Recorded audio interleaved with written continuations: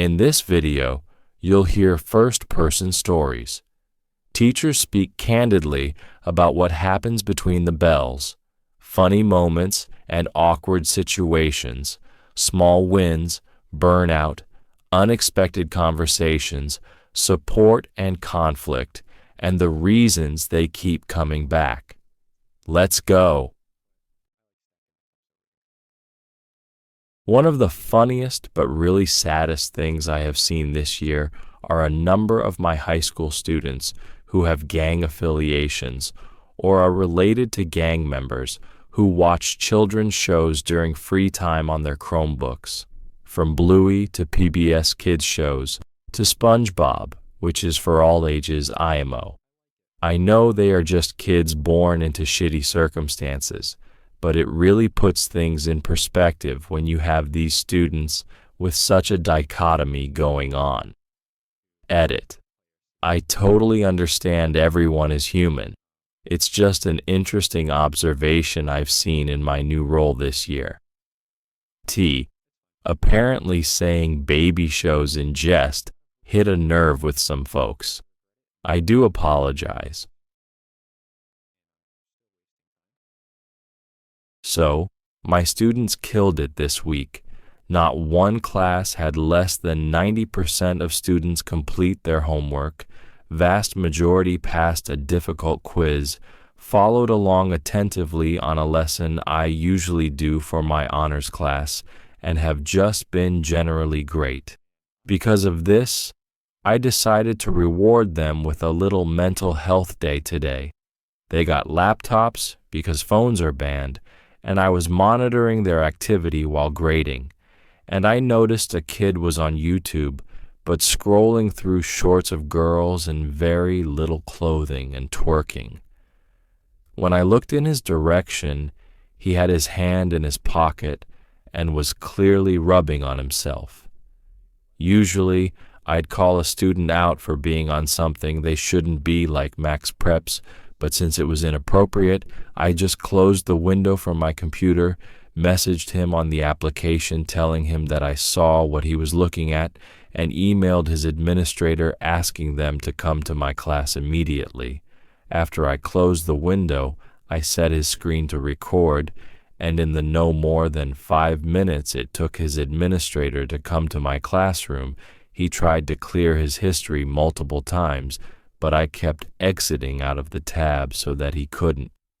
When his administrator got to my class, we went into the hall, and I described what I saw, and the kid fucking breaks down crying, swearing he was on cool math and that his hand was in his pocket because it's cold in my class.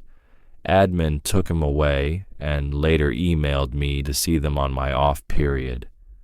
Apparently, the kid has a history of doing this, something I was pissed off about because it's in none of his paperwork, and teachers can't see our students' write-ups unless we write them. They suspended the student, but I told them I don't want him back in class because what the actual fuck? There are 36 other kids in that class, and it's just disgusting. Admin said they'd look into options. I'm a male and super uncomfortable. I could only imagine a female teacher or any of his peers that have seen him do this before. Seems there's always one kid who fucks it up.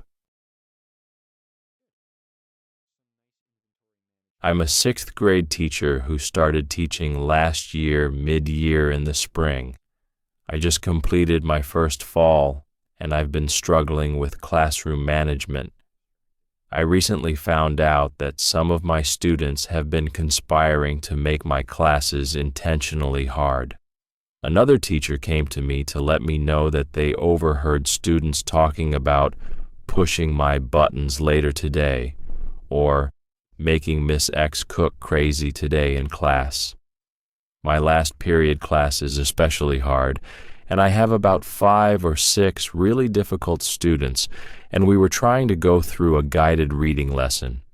They wouldn't be quiet, they kept getting up, kept laying hands on each other, being off task, talking back, interrupting me.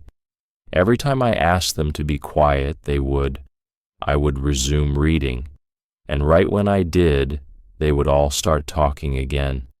It got to a point where I said, "I'm speaking to you right now as a human being, and you're being rude.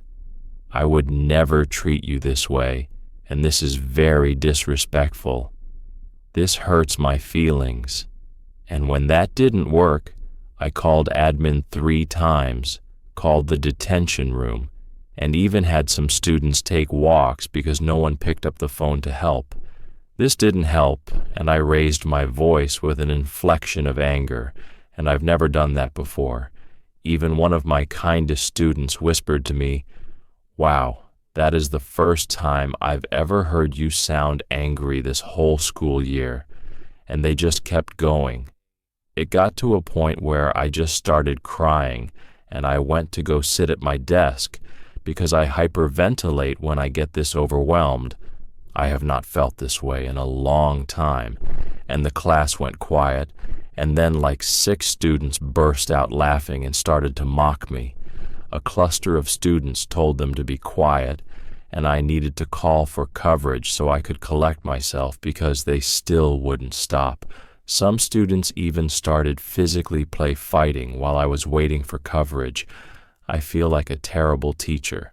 I've never lost my composure in front of students before. I've never had anything like this happen, and I'm scared that they now have even less respect for me than they had before, and that when I go back, it will be worse. Admin is involved now, but I know it shouldn't have gotten to this point. Is it normal to feel this way as a teacher? Is anyone else experiencing this level of disrespect?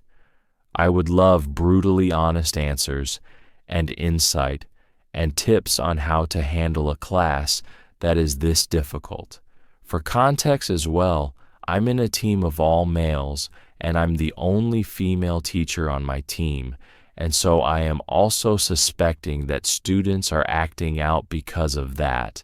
And because I am new and younger, I just feel defeated and like an awful teacher. I teach 7th grade ELA in a pretty nice suburban school, the kind where parents email about grades within 10 minutes and kids have Stanley Cups and AirPods. Yesterday, one of my quieter kids asked if he could stay after class. I figured it was missing work, but he just sat there twisting the strap on his backpack and finally said, "Ms., do you know anywhere that's open late? Like inside, not outside." I asked what he meant, and he blurted out that him and his mom have been sleeping in her car for a few weeks. Not like camping, like rotating between Walmart, a church lot, and the back of a 24-hour laundromat. He said he showers in the locker room when he can and that he keeps his stuff in a trash bag because the trunk leaks. Then he looked at me like he regretted telling me and went, "Please don't tell anyone. They'll take me away." My stomach just dropped. This kid has been doing our bell ringers, laughing at the dumb memes I put on slides, turning in his reading logs. I had no idea. So I did what we are told to do, called the counselor, filled out the form, emailed the admin. Within an hour, I got pulled into the office, and it was like I had done something wrong. "We appreciate you bringing concerns forward, but you need to follow protocol and avoid personal involvement. The AP said the district handles these situations and reminded me not to give the student food, money, rides, or make promises." Meanwhile, I can see the kid on the camera feed outside my room at dismissal, just sitting on the curb with his hood up. I asked if we had contacted the McKinney-Vento liaison yet, and the AP literally sighed and said, "We don't know the full story, and we don't want to escalate with the family." Escalate. Like the situation isn't already escalated. I offered to bring extra snacks from home for my class pantry, and was told that could be perceived as favoritism and create liability. Cool. Liability. Great priority. I'm trying to keep my head down like they want, but I can't stop thinking about him sleeping in a freezing car while we argue about whether kids can redo a quiz. I keep replaying his face when he said, "Please don't tell." I feel trapped between doing the humane thing and getting myself written up for crossing boundaries. If you've dealt with this, what did you do that actually helped? Because right now the adults in charge are acting like paperwork is the whole plan, and it's making me feel kind of sick. I cried and left the classroom my first year teaching. I had never felt so disrespected and subhuman than with my middle school students. My admin found me in the bathroom and walked me back to my classroom. She told me, "I can go in and fix this, but you'll lose all credibility moving forward with these kids." I walked into my room alone. It was dead silent. I told them I needed a human moment, and tomorrow we'd try the assignment again. After that, my classroom strategy was to try and keep them on their toes every day. New seating chart the second they got to comfortable, grading assignments in front of them at their desk, less of me talking and more project-based or bookwork, never at my desk, always walking around. I remember how horrible and embarrassed I felt in that moment of weakness, but more often I think about the students that showed a level of empathy I didn't know was possible for 13-year-olds. Monday is a new day, and you have to show them they didn't shake you, even if they did. Do not address it further. You deserve to be comfortable in your space and get to do the work we became teachers to do. The best strategy I've seen from a veteran teacher is to do 20 minutes of focused silence. There is a great 3 minutes video about it on YouTube. If year 2 was as bad as year 1, I wouldn't have returned for year 3. It gets better. My horror story is when I realized schools really will allow just about anything before expulsion is even an option. I've been teaching for 5 years and have seen one student get expelled. He had been suspended 11 times and stabbed multiple students by the time he was finally kicked out. I don't mean cut, I mean stabbed. I'm not even sure if he was technically even expelled or if the principal just begged the guardian to pull him out. All I know is they had a meeting, and afterwards he was gone. Next school he went to, he brought a gun. I was that close to it happening to me. He didn't shoot anyone, thank God. The rumor goes that he pulled the gun out. The teacher told everyone to get down, and this kid, being an idiot, got down too. I have no idea if that part is true. First-year teacher, middle school teacher here. My year didn't start out great. I've been put in a really tough position.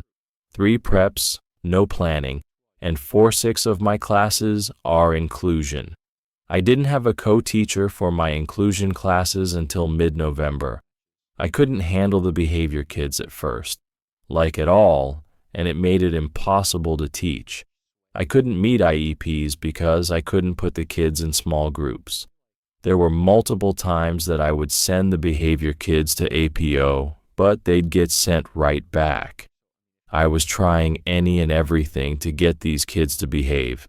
It basically turned into me screaming in order to get them to listen, something I'm not proud of. It was terrible. It got to the point that I complained to my admin, and then they finally got me a co-teacher for 3/4 of my inclusion classes. And she is amazing. I'm now able to handle most of my classes, although one of my inclusion classes still does not have a co-teacher. My relationships overall with the students has gotten better. At least I thought so. My data is good. 56% CGP or higher across all my classes according to MAP data, with student growth ranging anywhere from 119% to 227%, depending on the class. All that said, I work really hard for these kids, and I've worked really hard to grow, to change things that don't work, and to give them the best education I can with what I have. Then, today, a student, not from my class, came up to me and asked, "Is it true that you're a bad teacher?" I asked her where she heard that, and she said, "Oh, don't worry about it. I'm just asking because I want to be in your class next year, and you seem cool." I asked her why she would want to be in a bad teacher's class, and she said to not take it personally. I don't know why that got to me so much, but I started crying. And I had another class starting right then, and I just couldn't stop. I asked the kids to just grab their textbooks and gave them a worksheet to fill out about the reading.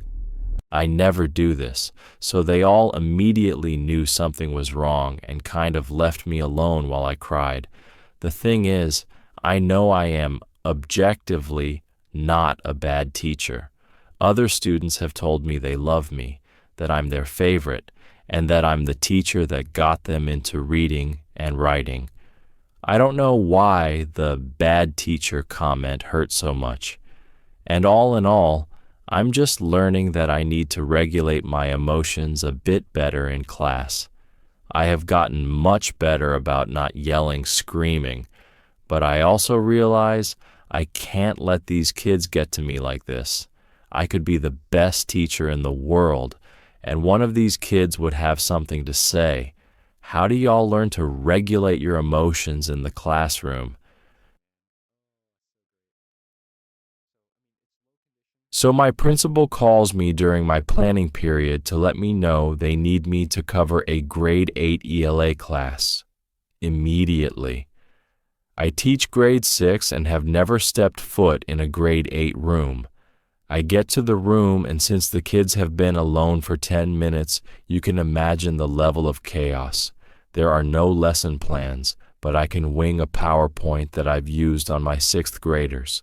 The computer isn't turning on, so I ask the kid sitting closest to me if he knows how the teacher turns it on, and he says, "No." Okay, fine. I figure it out, and now I need to figure out the smartboard, which is still off. I ask the same boy if he can help me turn it on, and he says, "Isn't this your job?" I immediately respond by asking why he's giving an attitude for a simple question. Other kids are now invested, and one boy shouts out, "Give him lunch detention. He's disrespecting you." And the boy looks at me and says, "Even if you assign me a lunch detention, I wouldn't go." And I said, "Hey friend, this is a weird amount of sass from a stranger to a stranger. What's your name?" No answer. I ask again, and nothing. Kids are calling out for me to give him lunch detention. I tell the boy, "Hey, can we go talk about this outside?"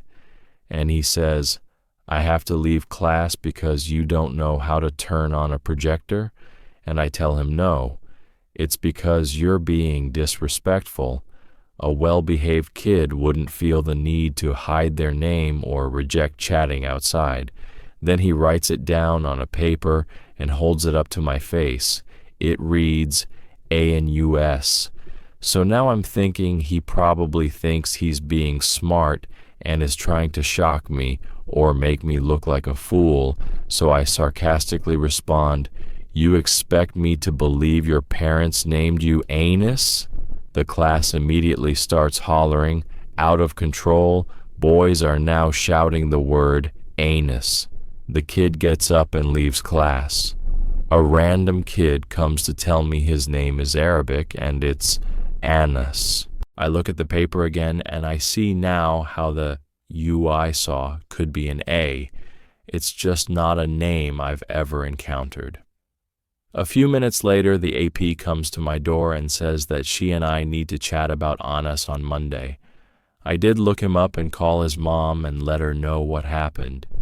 And she was surprisingly very understanding about the anus situation, and that I genuinely thought he was just trying to be disrespectful on a different paradigm, so to speak. I guess I'm annoyed now, because even though the whole interaction lasted less than 2 minutes before I got everyone to settle down, I feel like I'm in a purgatory of some kind, since this happened end of day Friday and will be discussed Monday. It would have been nice to get the conversation over with sooner. The meeting lasted 5 minutes. My AP said, "Oh, that makes sense. He didn't mention that he refused to tell you his name out loud."